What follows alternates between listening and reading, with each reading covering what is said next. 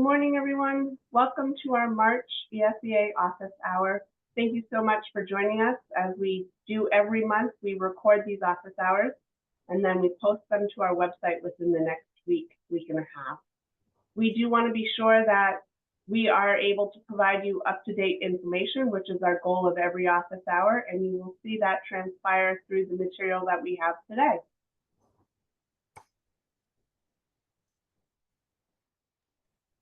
Great. So we wanted to start with a big heavy hitter here, the Tydings Amendment Waiver request and Title I Carryover Waiver request to the U.S. Department of Education. As you may be aware, if you've been here a while, we've gotten this for the last few years. We're hoping to get an extension of funds for the FY24 ESEA funds for all titles. We're also hoping to get an additional carryover limitation waiver with Title I. If you've been here a while, you know that you can't carry over more than 15% once every 3 years. So this waiver would allow us as a state to be able to waive that restriction. So you can carry over more than 15% again for your FY25 funds, even if you've taken it in FY24 or FY23. So we're really hoping to get that. We're asking for public comment through this Friday, March 14th. Please, if you need extensions of funds, submit comments for this request. We want to have as much public momentum as possible to support us in this request.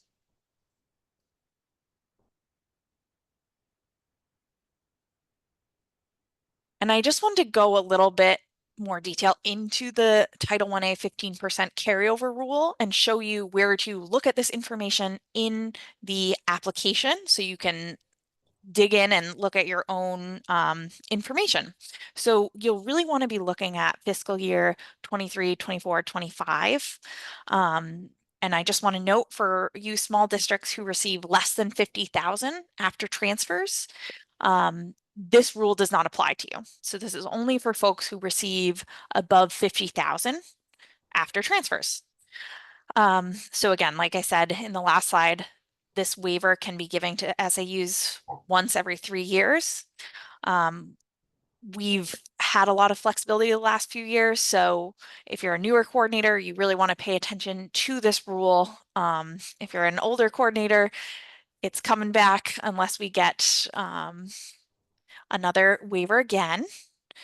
So yes, so where this lives. So under when the performance report comes around, so FY24 is our last performance report, you see those performance report pages pop up with all caps that you can see on the right-hand side of the screen there.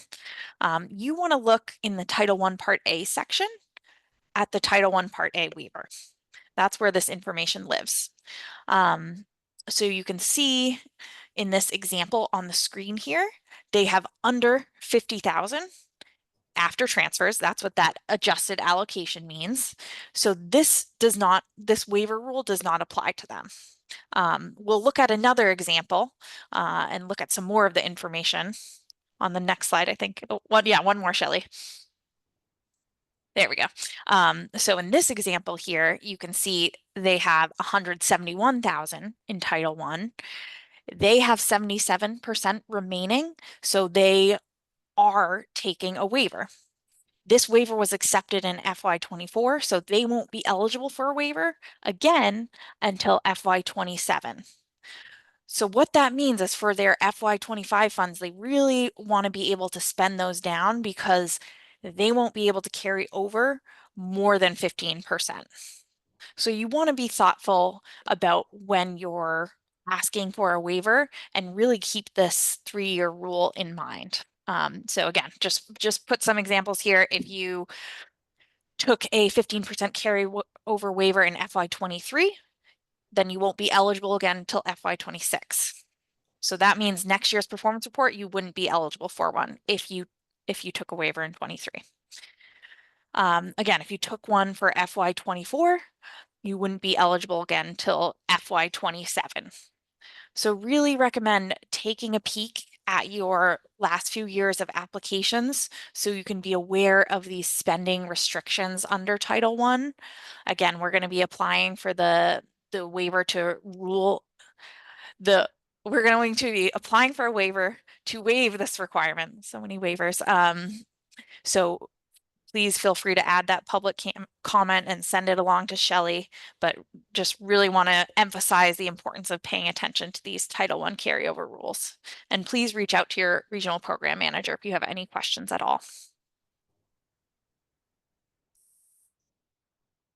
Yeah, getting those public comments to Shelley is super important. If your district has sort of a strong opinion on whether we should be able to get these waivers, considering just the current political climate.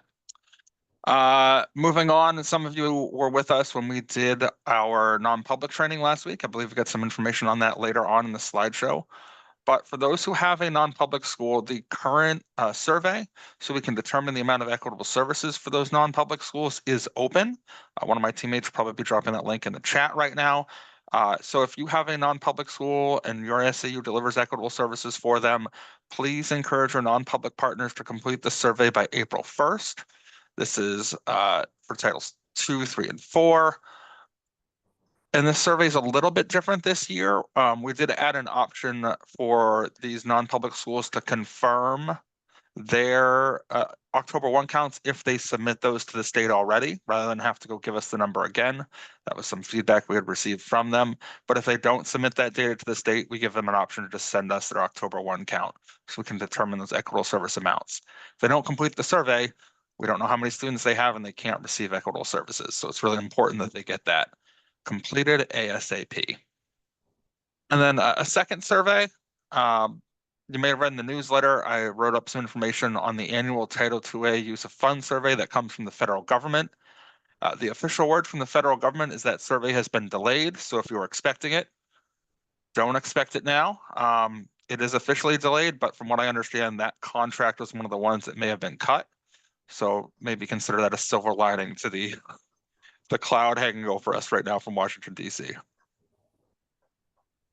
And I think there's a question in the chat box, Ryan, that is pretty timely and pertinent to this item right here in regards to if non-public did not participate in FY25 equitable services, it is really important that you consider consultation every year. It is a requirement from statutory language to be sure that you are reviewing and engaging in these conversations annually. So even if they may not have participated in FY25, we are asking you to share this information with them for FY26. Yes, and especially because, Nicole, to your question, if the non-public then does not fill out a survey and doesn't confirm enrollment, you'll see those 0% in your application. But you consult, they don't have anything, they didn't participate, they didn't do what they needed to do. But it shows that the LEA, the public LEA that has responsibility to consult, is doing what it can. And remember, these are for our nonprofit, non-public schools. They have to be an approved school here with the Maine DOE.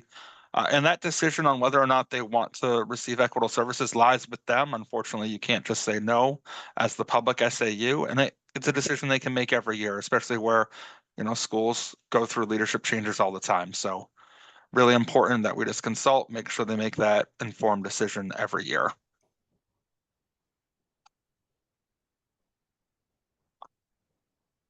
All right, I talked about this last month, so I'm not going to spend a ton of time on it. As many of you are aware, there was a finding from the U.S. Department of Education on how we previously handled Title IIA allocations. That will be an adjustment to every SAU's allocations. Some folks will be receiving less as a result. Some folks will be receiving more.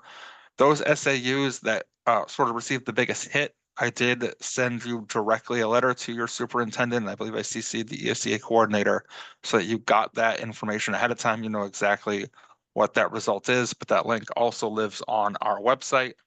And I can put that here in the chat right now too.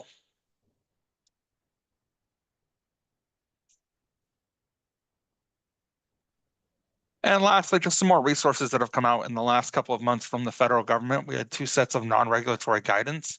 One is on family engagement, and the other one is on Title IIA. speaking from the Title IIA perspective, there wasn't a lot of information in here that was new, but it's a really great repository of all the questions that a lot of you folks have asked us over the last few years. The federal government finally took the time to write a lot of those down and give us some clear answers and guidance on what are some allowable and unallowable uses. So again, we'll throw those links in the chat for you. And if you have any questions, as always, reach out to your regional program manager. We also wanted to provide you with a friendly reminder that the FY25 winter monitoring cycle has been open. All of the documentation was requested by February 21st of 25.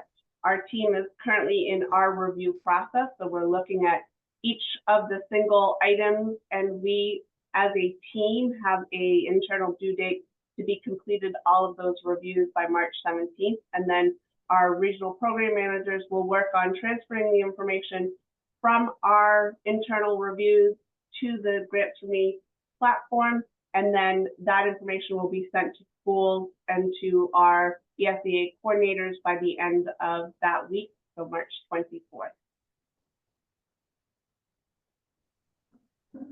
Great.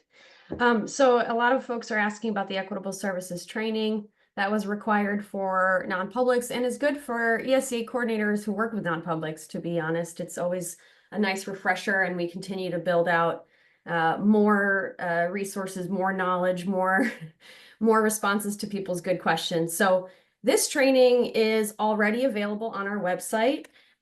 It's under guidance and resources, but under resources, when you click on that link, you'll see Equitable Services and then you'll see a ton of resources, including consultation graphic organizers, like a template to do the consultation. So you hit every requirement that you need to, sample emails of folks, how they consult, what questions they ask that way. And then the training link is on there. And I will say that for folks that remember the consultation form last year, there was a training link from the previous year's training. Well, that's also already been updated on our newest participation form. So even if you take the non-public ESEA participation form off our website today, it has the new link to the training and the link to the complaint process that they should be aware of if any complaints arise between the consultation process, between the public SAU and the non-public. We're just getting to a point where we really want non-publics to feel confident in their spending. We want public SAU coordinators to feel like there's nothing unclear or difficult about how to facilitate this process with the non-publics and really focus the energy on student needs, because allowability and other rules like that are understood between both parties. It's just essential that you're speaking the same language, and that you're on the same page. So if you were not available at that training last week, I suggest it is an hour training, probably one of our more cumbersome trainings, but incredibly important for this consultation process and to feel like the students in those non-publics are receiving the services that are helping them achieve better results for them. So big deal. We always reach out to your regional program manager if you have questions or comments about that. We do put the participation form in the consolidated app as well. So that updated form will appear in the application, but it is online already for those that are asking for it. And a real quick Title I Part D, Keith, I send a survey out to facilities in October, and Title I Part D is just done differently because of eligibility for facilities for students who have been adjudicated in the court system. So this does not pertain to Title I Part D, but there is a consultation form to be using with those facilities, and that one doesn't require updates. The training that I facilitated, I think last year, is still appropriate and relevant. Very exciting to again introduce the Title I Summer Reallocated Grant for this year. The deadline to apply is March 31st. I will be starting to go through the queues. So for those that finish early, you will actually be able to see consultant checklist comments if everything looks good. I won't be able to press awarded or any of those fancy buttons until a lot further down the road, when I've been able to review all applications and determine funding amounts. However, if you want to feel confident about your application, about allowability, submit it sooner. And in the consultant checklist of that application, you'll be able to see the comments that I have left. I will return it to you if there are problems, so you can work on that in the meantime. And if there aren't, you will see a consultant checklist that says, reviewed, okay for all the items, and you'll know that there's not an issue, at least with the allowability or the parameters of your application. And remember, this is Title I only. So we also are going to, myself and Signe Lynch, who works at the department as the McKinney-Vento specialist. I just got done with the ESEA conference about a couple weeks ago, and there were so many great presentations on foster care stability requirements, Title I set-asides for homeless students. And I could feel that the conference was really trying to get Title I folks to really work with McKinney-Vento, really work with those students that are most vulnerable. You learn pretty quickly that homeless and foster care students are least likely to graduate. So it's important, I think, that we facilitate a training for the state of Maine to be able to understand how to maybe best leverage those set-asides, versus maybe just the $50 that folks kind of leave as a requirement, and maybe move towards really thinking through what it means to support your homeless students with Title I funds. And we also have the Preventing Student Homelessness Program, which is a state-funded grant. And I know folks on this call, some of you work with that grant. And so maybe considering how we can braid and blend those funds, or at least really work on understanding what those funds require, so that you can use the right ones for where you need it for those students. So we will be doing that April 17th. I will be adding that to the event PD calendar. It's not there yet, but if someone from the team can drop the link to register, that would be great. I do want to see many folks there, as I think there's a lot of work for us to do to leverage the Title I set-asides for homeless students in the state of Maine.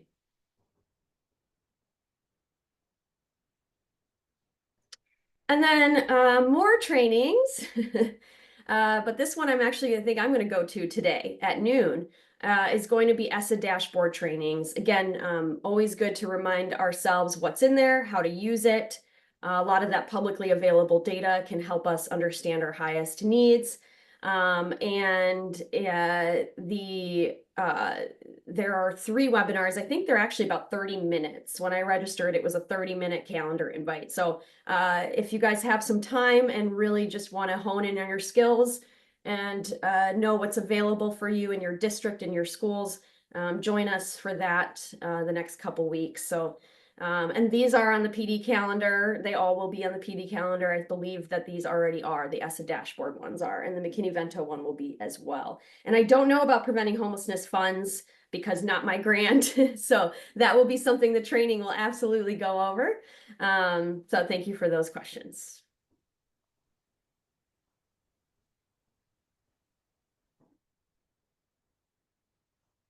We wanted to give you a heads up as our team continues to work through the planning of regional training. We've secured some dates, but not all dates right now, but we really wanted to be sure that you had this information early so you could plan accordingly. We are going back on the road, so we are going to provide some regional training face-to-face in an all-day narrative. In southern, central, and northern Maine, you can see there's a few dates already set in stone. We do have a registration link here that we're finalizing and getting approved. So we will send that to you folks as soon as it is available. But again, we wanted you to be sure that you have some resources and you have an opportunity to engage in conversation with your colleagues within your region, but also with our ESEA team. There's a laundry list of topics that we hope to cover. We do want to be sure that it's timely and pertinent to all of the work that we're doing. So you will see that there will be some information related to the FY26 application changes and the FY25 performance report. But we also hope to be able to provide you more in-depth information about each title program. This is both for new and veteran coordinators and business managers, and it's also open to anyone that you feel is working and supporting the goals of the ESEA funding.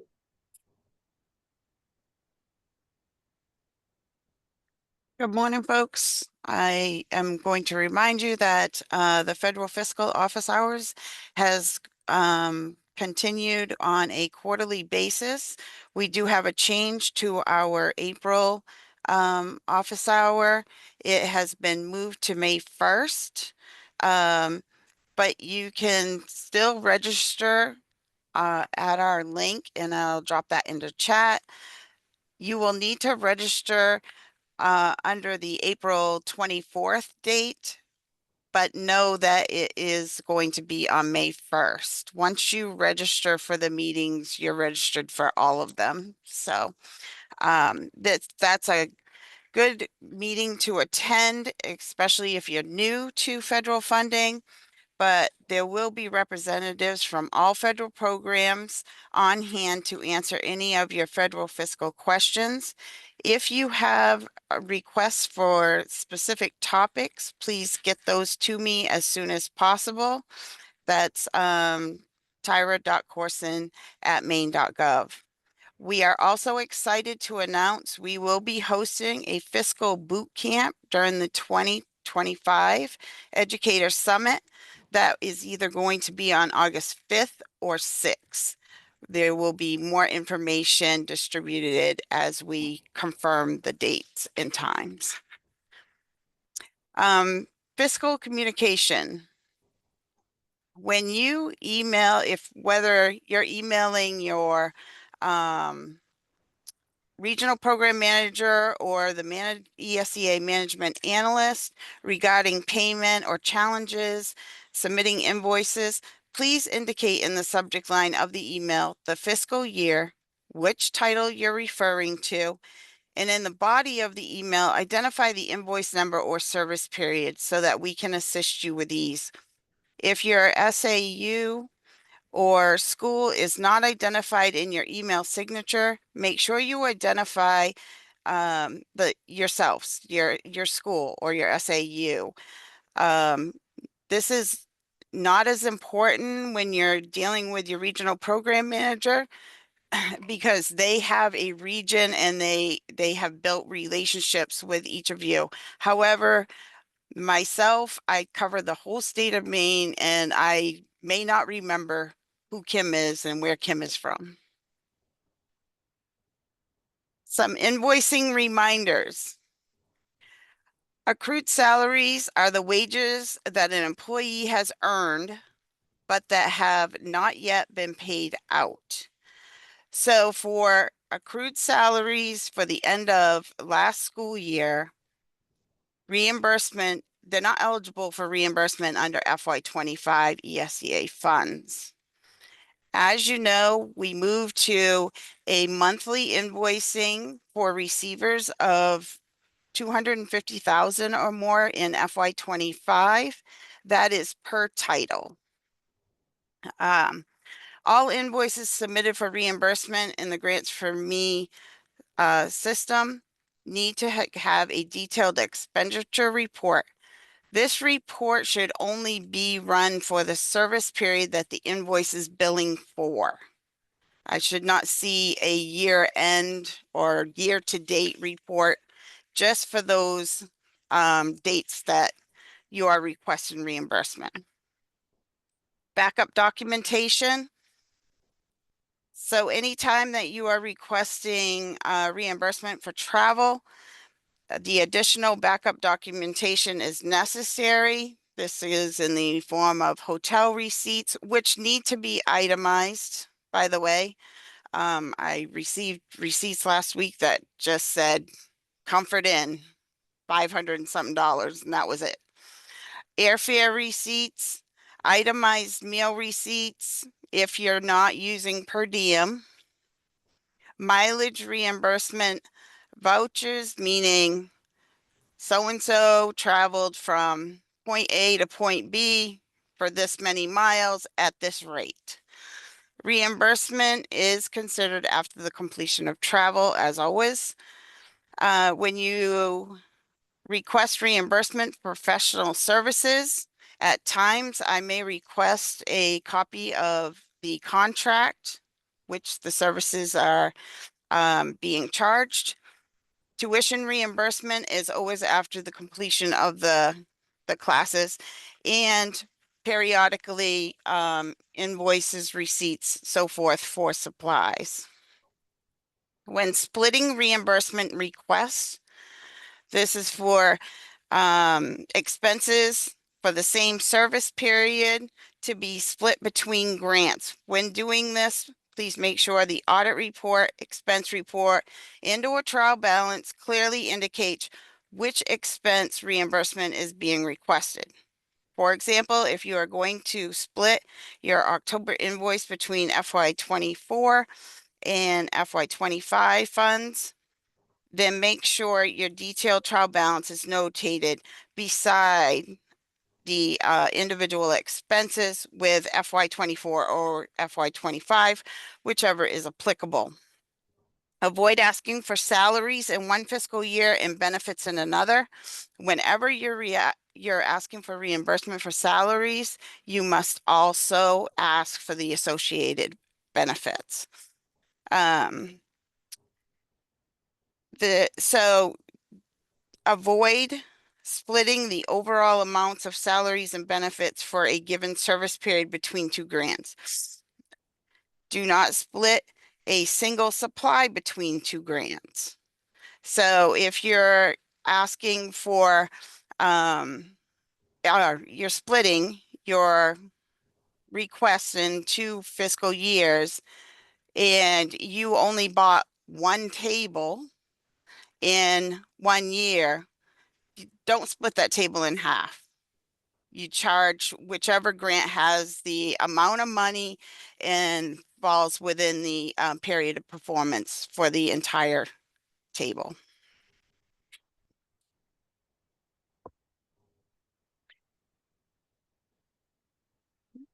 This is an example of how a district notated their split.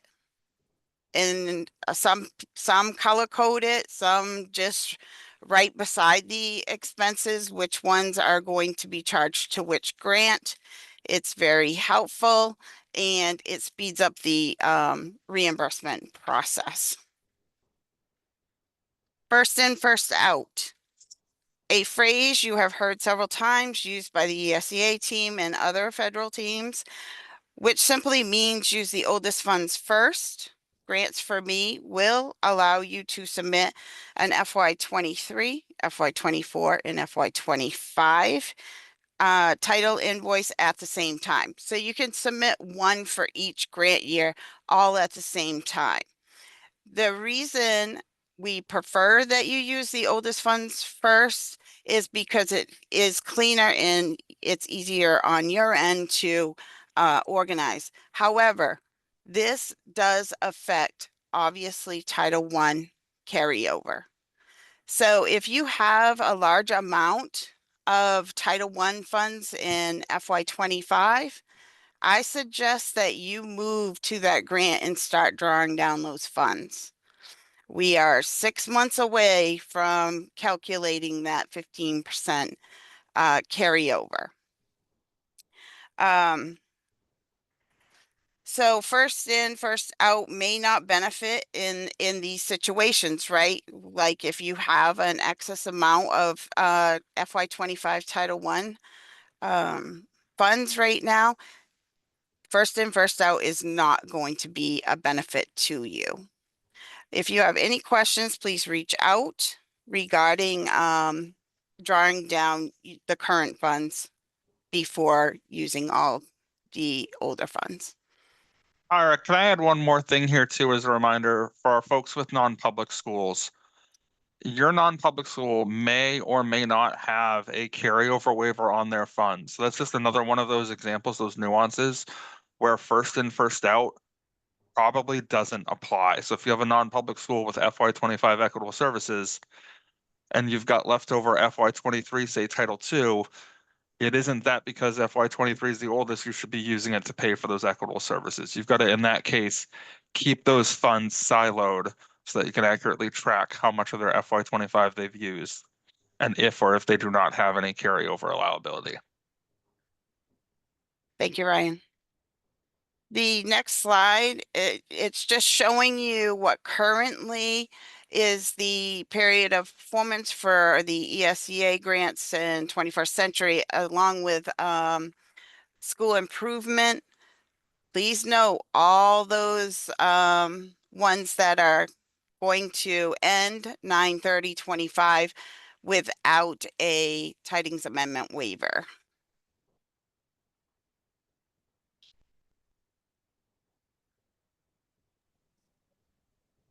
As we've mentioned, there's a wealth of professional development that we offer as a team. We have some of those links in our chat box, but also the Department of Education, the Maine Department of Education has a professional development calendar where all of our office hours and our trainings are listed, but also other teams amongst the department. We do encourage you to visit that often and early, only to be aware of the experiences that you might be able to participate in. We'll leave you with our contact information, and then we will open it up for any questions that you folks have.